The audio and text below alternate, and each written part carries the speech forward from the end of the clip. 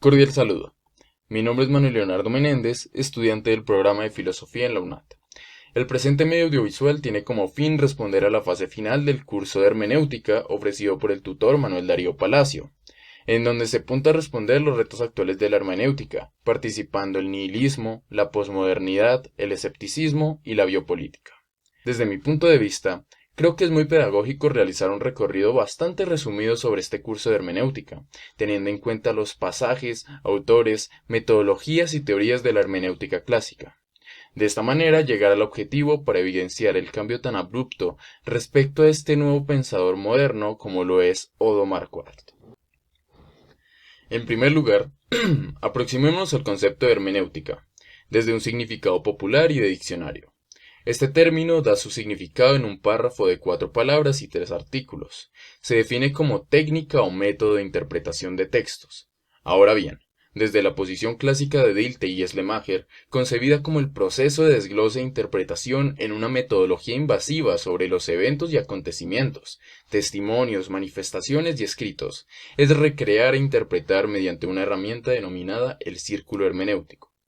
Desde Heidegger y Gadamer, igualmente clásicos, se habla de la fenomenología interpretativa que se orienta a una tradición positivista, y el segundo apunta al entendimiento del lenguaje como una simbología que tiende a la subjetividad humana, y por ende a las intencionalidades.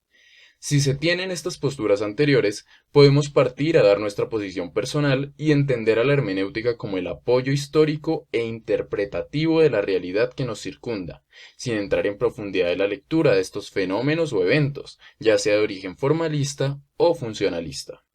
Como dato curioso, se especula que el nombre hermenéutica viene del dios griego Hermes, mensajero de los dioses. Dando continuidad y a modo de recomendación, la mejor aproximación a la hermenéutica en general podría orientarse de la siguiente manera. Encontrar los orígenes de la hermenéutica contemporánea desde filósofos como Dilthey y Schlemacher, reconociendo sus posturas y las etapas de su pensamiento hermenéutico. Después, lograr sumergirse en el pensamiento de Heidegger y Gadamer, que aproximan las determinaciones ontológicas, recurso vital para que ésta sea aplicada. En este lineamiento, reconocer la importancia lingüística, estructura simbólica como cuestión en torno al lenguaje que son manifestadas, por citar a algunos autores, a Gadamer y a Ricord. Después de una práctica real sobre un ejercicio hermenéutico sobresaliente en los pasos anteriores, resulta conveniente e importante hacer inmersión sobre la hermenéutica analógica y la constante fluctuación en el círculo hermenéutico. Para concluir de una manera no convencional, resulta la invención en la teoría y posición filosófica de Odo Marquardt, quien establece unos retos dialécticos frente a la posición clásica del ejercicio hermenéutico, con un abordaje de escepticismo que añade unos nuevos componentes conceptuales respecto a su aplicación, entendimiento y resultado interpretativo. ¿Pero quién fue Odo Marquardt? Odo Marquardt fue un filósofo de origen polaco, el cual basó su pensamiento filosófico esencialmente en el escepticismo, con el objetivo de responder problemas fundamentales existenciales tales como la muerte. Del artículo de investigación de la revista Utopía y Praxis Latinoamericana, el académico José Marín Casanova realiza una exquisita descripción sobre la hermenéutica escéptica de Odo Marquardt. Su introducción invita a la razón. La pregunta por la pregunta a la que es respuesta a la pregunta por la hermenéutica, y concluye con la pregunta por la pregunta cuya respuesta es la hermenéutica. El documento, cuyo enlace dejaré en la descripción, se orienta a introducir el tema hermenéutica y experiencia de la finitud, que él traduce como un arte vital de la especie humana para tratar temas como la escepticidad, cuando no hay respuesta pero se ha de tener una contingencia interpretativa. En esta experiencia de la finitud es de importancia nuclear el número comprendido en la singularidad o la pluralidad. También es vertebrar la variable del tiempo, pues es una variable limitada, y este tiempo está asociado a lo conocido y negaría la interpretación real, porque no se puede proyectar lo que no se conoce, al igual que inferir lo que ya pasó. Un apartado textual este concepto se cita en que el factor de tiempo respecto a la experiencia lleva en sí mismo una contingencia, ya que experiencialmente se sabe que siempre llegamos con retraso y nos vamos con anticipación.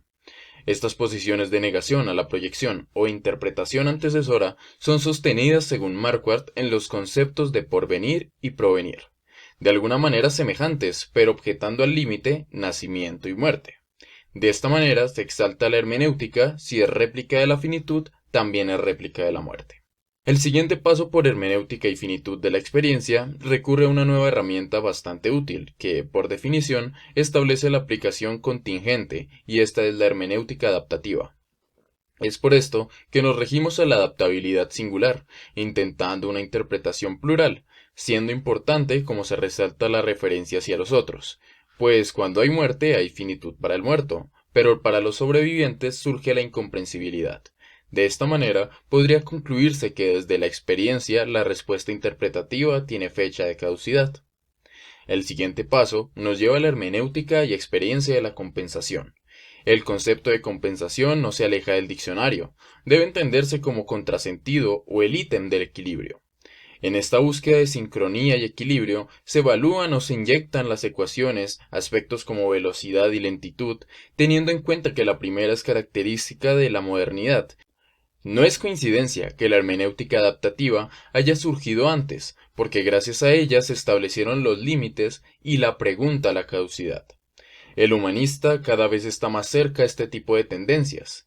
En este último apartado, Marquardt establece una regla de entendimiento y aproximación a un ejercicio hermenéutico posmoderno, siendo la factorización de los conceptos unívocos para despejar elementos equívocos propios de la hermenéutica escéptica y de un nuevo desarrollo de la dialéctica moderna. En contraste con el ejercicio hermenéutico clásico, al afrontar fenómenos de razonamiento y de posible interpretación en el mundo posmoderno, según la filosofía de Marquardt, desde la hermenéutica del escepticismo es posible encontrar sus falencias desde una posición de sus postulados. En primer lugar, la brevedad humana y los episodios vivenciales humanos en un conglomerado de innovaciones donde, por herencia, no podrían ser tratados desde lo proveniente a lo porveniente. La finitud establece límites en este aspecto. Otra posición correspondiente al pluralismo, orientando aspectos de identidad de reconocimiento y aceptación. La sociedad posmoderna tiene retos muy ambiciosos en aspectos hermenéuticos, y por citar solo un ejemplo, lo relacionado a la identidad de género. No existe un consenso central que apunte al pluralismo sin afectar el individualismo y el acercamiento adaptativo a su filosofía. Desgajado de este mismo pluralismo, entra en competencia el tema de las compensaciones. Si existe una finitud al ser, y ésta trasciende al ejercicio hermenéutico, es complejo adaptarse y establecer un equilibrio compensatorio que sea común a lo universal. Otro tema es el de la cultura de las reacciones límite, porque ésta establece una regla casi formal, apuntando a lo universal. O se sabe de algo o no se sabe. El término parcial del saber absoluto no existe. Por último, respecto a la necesidad del estilo, en este proceso posmoderno donde prácticamente casi todo está inventado y casi todo es entregado, la desevolución crea una actitud parapléjica frente a la reflexión e interpretación. Es por esto que una de las labores que desempeña la hermenéutica en la actualidad es en la búsqueda de identidades que contiene todos los aspectos antropológicos, desde la esencia, la cultura y la genética, pues es un espacio propicio para la imposición de finitudes que contrarrestan legados de posiciones universales, así sean del campo tradicional, donde la velocidad posmoderna los elimina de la ecuación en la búsqueda de nuevos factores, resultados de manipulación externa y quizá falta de objetividad. En el aspecto personal, considero que la hermenéutica de Marquardt parte de un aspecto lógico.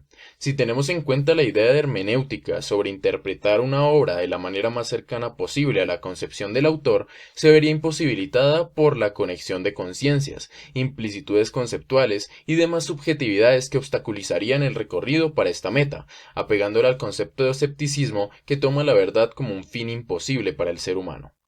Aún así, considero que Marquardt no desvaloriza del todo la hermenéutica, pues hermenéuticamente es que llega a las conclusiones analizadas en la diapositiva anterior. Por ejemplo, una especie de hermenéutica antropológica interpretando a la muerte y el nacimiento como una analogía idónea para el concepto de finitud.